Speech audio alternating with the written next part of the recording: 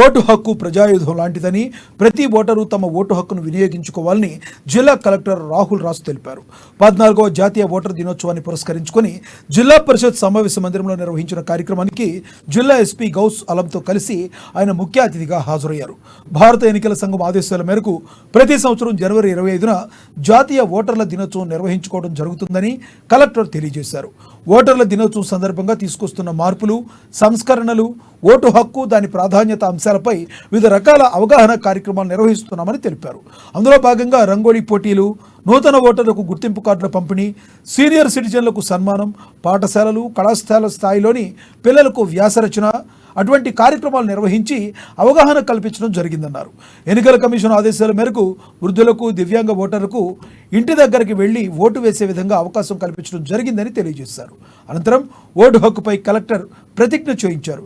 ఈ కార్యక్రమంలో భాగంగా తెలంగాణ సాంస్కృతిక సారథి, కళాజాత కళాకారులు, విద్యార్థులు ఓటు ప్రాధాన్యతపై అవగాహన ప్రదర్శనలు ఆహుతులను అలరించాయి. అనంతరం సీనియర్ సిటిజన్లు శాలువాతో సన్మానించారు. ఓటర్ అవగాహనపై నిర్వహించిన పోటీల్లో గెలుపొందిన విద్యార్థులకు బహుమతుల ప్రదానం చేశారు.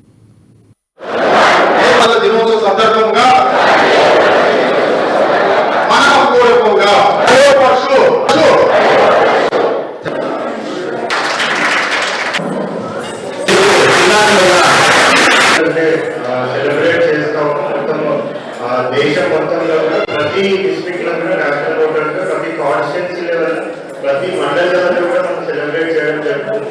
సో దీని యొక్క ముఖ్య ఉద్దేశం ఏంటి అనేది అంటే ఎవరెవరైతే ఓటు హక్కు నమోదు చేసుకోలేదు, మనకి అందరూ తెలుసు 18 ఏళ్ళు దాటిన ప్రతి ఒక్కరికి కూడా మనకి రాజ్యాంగం ఓటు హక్కు అనేది కనిపించింది. సో ఎవరెవరైతే 18 ఏళ్ళు నిండుతాయో సో వాళ్ళందరూ కూడా ఓటు హక్కు నమోదు చేసుకోవడానికి ఒక అవేర్నెస్ లాగా మనం ఈరోజు యూజ్ చేసుకోవడం జరుగుతాము.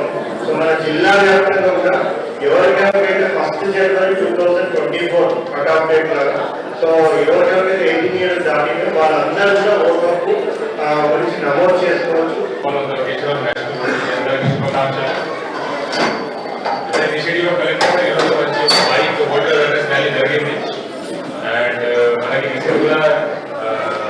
అసెంబ్లీ ఎలక్షన్ జరిగింది, మళ్ళీ అప్కమింగ్ 2-3 months లో Lok Sabha election. So voting right గురించి అందరికీ తెలుసు. It's very important and through this